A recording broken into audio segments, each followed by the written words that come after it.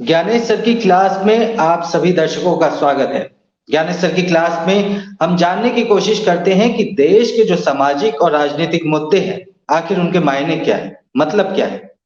और क्योंकि ज्ञानेश सर पिछले 2 दशक से पत्रकारिता में हैं, इनका आधा जीवन कहें तो पत्रकारिता में बीता है, प्रिंट मीडिया, इलेक्ट्रॉनिक मीडिया और राजनीति के ये जानकार रहे हैं।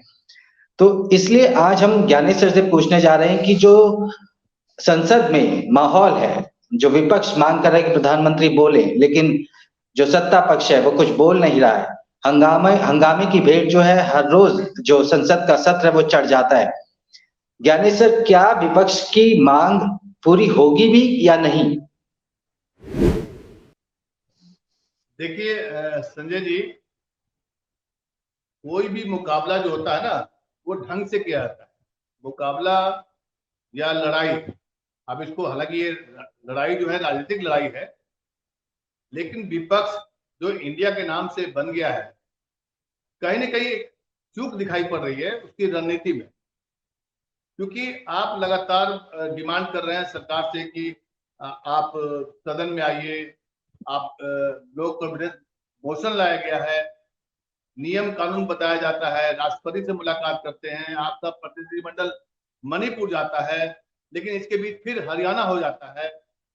और विपक्ष को लपेट कर रख करके सत्ता पार्टी तमाम अपने विधायी कार्यों को भी करवा रही है। प्रधानमंत्री जगह जगह घूम करके अपने अपने वोटर्स को बता भी रहे हैं कि देश में क्या चल रहा है। और विपक्ष जो है संसद के गलियारे के इर्द गिर्द सिमट कर रह गई। तो मुझे ऐसा लगता है संजय जी की विपक्ष को अभी तोप चाहिए। अब कौन सा तोप चाहिए, तो आपको याद होगा, मैं इस पर एक थोड़ा पीछे जाइएगा तो याद करिए 1989 में तारीख थी 24 जून, और जब राजीव गांधी, जो मिस्टर क्लीन के नाम से मशहूर थे, और उनका एक ये टैग था कि वो बड़े अच्छे प्रधानमंत्री थे, उनको भी विपक्ष ने एक तोप के मुद्दे पर घेर लिया था। अभी का जो इंडिया है उसको भी 1989 का वो पॉलिटिकल सिनेरियो याद करना पड़ेगा, जब 110 सांसद में से 106 सांसद इस्तीफा दे दिए। लोकसभा से सामूहिक इस्तीफा हुआ था। किसके मुद्दे पर? एक तोप के मुद्दे पर। वो तोप का नाम था बोफोर्स। और फिर बीपी सिंह उसके अगुवा बने। विपक्ष तब भी बिखरा हुआ था, तब उन्होंने एक पार्टी बनाई, जन मोर्चा, फिर लोक दल और जनता पार्टी मिलकर के विलय होता है, फिर बनता है जनता दल। उसके बाद तमाम विपक्षी पार्टी, बीजेपी भी उस वक्त कमजोर थी, लेकिन फिर साथ में आते हैं लोग, और विपक्ष ऐसा मजबूत होता है कि फिर राजीव गांधी की सरकार चली जाती। तो विपक्ष को या इंडिया को रणनीति में कहीं ना कहीं अपना बदलाव करना पड़ेगा। सिर्फ संसद के गलियारे में बैठ करके, या आप संसद के उसी कक्ष में मीटिंग कर रहे हैं जहां संसद चलन नहीं दिया जा रहा, तो फिर वहां बैठकर बात करने से क्या होगा? आपको सड़क पर आना पड़ेगा। सड़क पर आने के लिए अब लोकसभा चुनाव बहुत समीप आ गया है। आपकी सत्ता पार्टी जो है, बीजेपी जो है, वो लगातार अपना चुनावी अभियान एक तरह से शुरू कर दिया है। प्रधानमंत्री हर जगह जाते हैं, हर जगह वो इंडिया पर वार करते हैं। वो अपने बीजेपी बीजेपी के जितने भी नेता हैं, तमाम लोग किस पर आरोप लगा रहे हैं, किस पर वार कर रहे हैं? इंडिया पर, कांग्रेस पर। और इंडिया जो है वो संसद के गलियारे के इर्द गिर्द में बैठ करके सिमटा हुआ है। और अब अगली मीटिंग मुंबई में जब होगी, तब फिर कुछ सुर्खियां बनेंगी। ऐसे विपक्ष का काम नहीं होता है। अगर आपको लड़ाई लड़नी है देश में, पिछले पिछले 9 सालों में स्थितियां काफी तेजी से बदली, हर तरीके से बदली। चाहे आप आर्थिक मामलों में देखिए, राजनीतिक मामलों में देखिए, धार्मिक मामलों में देखिए, सामाजिक स्तर पर देखिए, बंटवारा हो चुका है समाज का।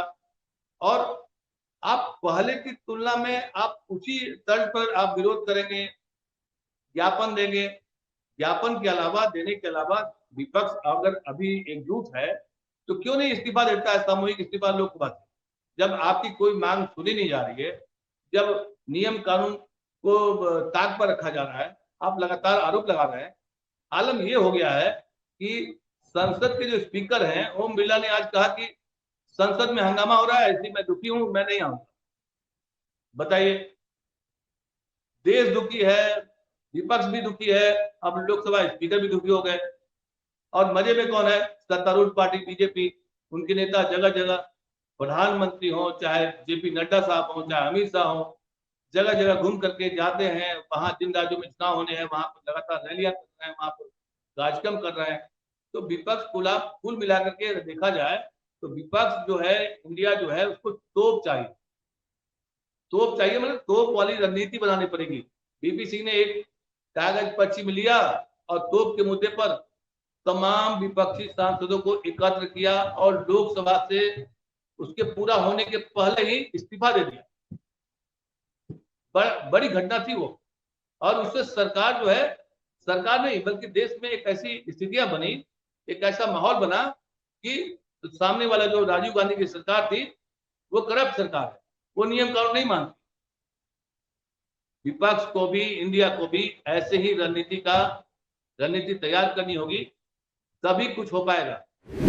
ज्ञानेश सर, एक बात और मैं आपसे जानना चाहूंगा और दर्शकों तक इसका जवाब पहुंचाना चाहूंगा कि जैसा कि वीपी सिंह जब विपक्ष को एक साथ लेकर इस्तीफा दे देते हैं, क्या इस वक्त लगता है कि ये जो 26 दलों का गठबंधन इंडिया नाम के तहत हुआ है, ये एक साथ खड़े होकर इस्तीफा दे सकते हैं? क्या ये इतने एकमत हैं, एकजुट हैं? क्योंकि सत्ता पक्ष की ओर से तो हमेशा यही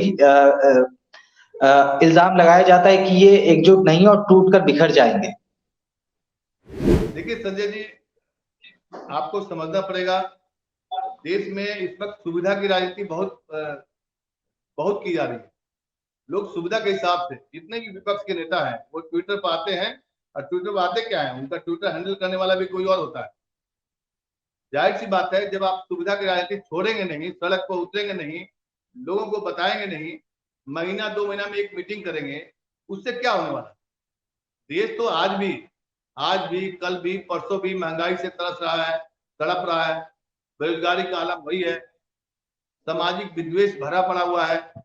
मणिपुर शांत नहीं हुआ है तब तक नूह और मेवात में घटनाएं घट रही हैं। उधर बरेली में भी घटना होते होते बची। देश के कई हिस्सों में स्थितियां खराब है, सब कुछ बदला हुआ है, लेकिन विपक्ष की जो रणनीति है वही पुराने ढर्रे पर चल रही है। ऐसे में आप अगर आप इस्तीफा नहीं देंगे, सड़क पर नहीं जाएंगे, लेकिन कोई सांसद तैयार नहीं है, उसको भरोसा नहीं होगा कि हम शायद अगली बार जीत पाएंगे, नहीं जीत पाएंगे। ये बातें सत्तारूढ़ पार्टी में भी है। तभी तो जब मोदी और अमित शाह की जोड़ी को कोई भी चैलेंज नहीं करता है, पार्टी में कोई नहीं बोलने के लिए तैयार है। यदा कदा कुछ अखबारों में आती है कि कुछ असंतोष है बीजेपी में, लेकिन कोई भी सुविधा वाली जो पॉलिटिक्स है उसको छोड़ना नहीं चाहता। तो जब आप छोड़ेंगे नहीं तो आपको भुगतना पड़ेगा। देखिए, भाजपा जो आज सत्ता में आई है वो सड़कों से होते हुए आई। आपको याद होगा जब वो विपक्ष में थी, हर रोज हंगामा, हर रोज आंदोलन, हर रोज धरना प्रदर्शन। आप जनता की आवाज नहीं बनेंगे, सिर्फ विपक्ष के साथ में, कभी पटना में, कभी आप कर्नाटक बेंगलोर में करते हैं मीटिंग, फिर आप मुंबई करने वाले हैं, मुंबई में जिसके भरोसे करने वाले हैं वो प्रधानमंत्री के साथ में मंच साझा करते हैं, आपकी बात नहीं मानते हैं। तो कुल मिलाकर भले ही नाम इंडिया दे दिया गया है, लेकिन इससे बहुत कुछ होने वाला नहीं है। विपक्ष के सांसदों को अगर अपनी राजनीति बचानी है या मोदी और अमित शाह की जोड़ी को चुनौती देना है, तो आपको सड़क पर आना पड़ेगा। अब तो लगभग समय हो चला है, 5-6 मुश्किल से 7-8 महीने का समय बचा हुआ है। तो 7-8 महीने का सुविधा की राजनीति जो है वो ड्राइंग रूम पॉलिटिक्स छोड़ना पड़ेगा, सड़क पर आना पड़ेगा, तभी इंडिया सफल हो पाएगा। ये जो आप मीडिया में परसेप्शन बना हुआ है कि इंडिया बन जाने से एनडीए को झटका लगेगा, ऐसा नहीं है। दोनों तरफ से दावे प्रतिदावे किए जाते हैं, लेकिन जनता देखती है कौन हमारे साथ है। राहुल गांधी भारत जोड़ो यात्रा निकाले, लोगों ने उनको एक्सेप्ट किया, माना कि हाँ यही होता है नेता का काम। तो आपको अभी सिर्फ मीटिंग करने से क्या होगा? हमें तो लगता है संजय जी कि 1989 में जो वीपी सिंह ने किया था वैसे ही एक दरकार है कि विपक्ष के नेता एकजुट हो जाएं, और अगर लोकसभा राज्यसभा में आपकी बात नहीं मानी जा रही है, नियम कानून नहीं पालन किया जा रहा है, तो आप सामूहिक रूप से इस्तीफा देकर के आ जाइए सड़क पर, सरकार विवश हो जाएगी, चुनाव जल्दी हो जाएंगे, फिर मालूम हो जाएगा कि कौन जनता के साथ में है, कौन सत्ता में रहेगा, कौन नहीं रहेगा। ऐसे सिर्फ ड्राइंग रूम पॉलिटिक्स और ट्विटर पॉलिटिक्स करने से इंडिया मजबूत होने वाला नहीं है। सिर्फ राहुल गांधी जगह जगह अपने घूम रहे हैं, लोगों से मुलाकात कर रहे हैं, तो राहुल गांधी के घूमने से कांग्रेस का संगठन मजबूत हो सकता है ना, या उसमें संचार होगा ना, युवा जो जोश होता है पार्टी में, संगठन में। लेकिन बाकी पॉलिटिकल पार्टी क्या कर रही है? अखिलेश यादव क्या कर रहे हैं? अखिलेश यादव बस वही अपने लखनऊ तक सीमित है। आपको आना पड़ेगा, और ये मुझे लगता है कि ये एक सही समय है।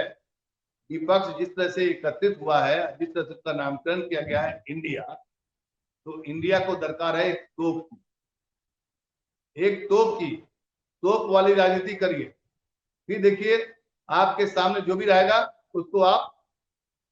उससे आप लड़ सकते हैं।